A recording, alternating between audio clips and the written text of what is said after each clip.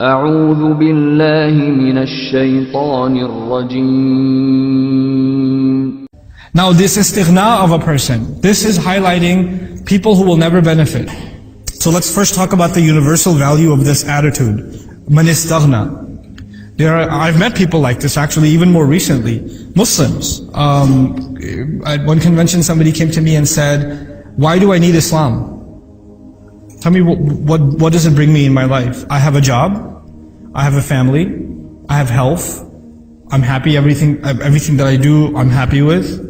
I go to sleep happy at night. I don't really see that I have a need for religion. I don't know why I need it. That, by definition, is istighna. I don't need it.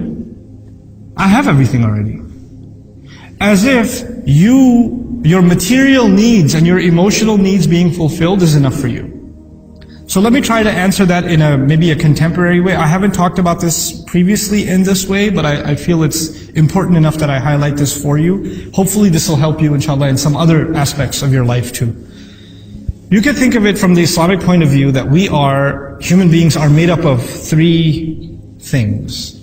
Okay? We're a physical body, so we have physical needs. We are an emotional creature, so we have emotional needs. And we are a spiritual creature, and so we have spiritual needs. So there are three kinds of needs: physical, emotional, and spiritual. These are all connected with each other. They're all intertwined with each other. I'll give you a simple example. If I didn't have lunch today, what need did I not fulfill? My physical need. Because I didn't have lunch, I'm cranky. What have I just messed up? My emotions. Because I'm cranky, when I prayed, I didn't concentrate. What did I just mess up? The spiritual. But the problem wasn't that I have no khushu' in salah. The problem was I'm in a bad mood. But the reason I'm in a bad mood is because I didn't eat. So the physical can affect the emotional, and the emotional can affect the spiritual. They're all connected with each other.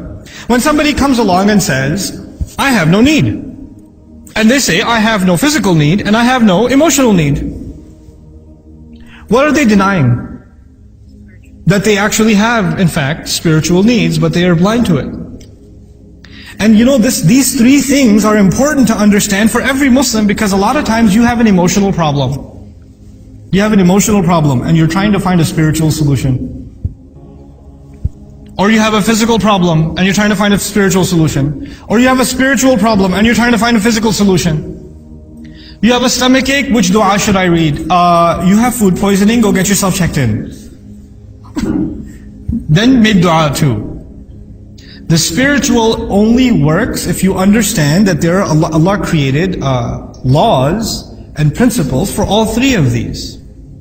You know, if you're in an abusive relationship, then it's not dua. You have to take care of the emotional abuse that's happening. And on top of that, there's dua. And by the way, what is the role of the spiritual? The role of the spiritual is that it guides your emotional needs and it guides your physical needs.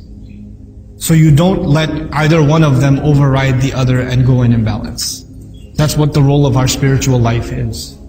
You know? And so when people come along and say they have no need, it's actually because they don't realize that there's something inside them, deep inside them, that is hungry for spiritual fulfillment.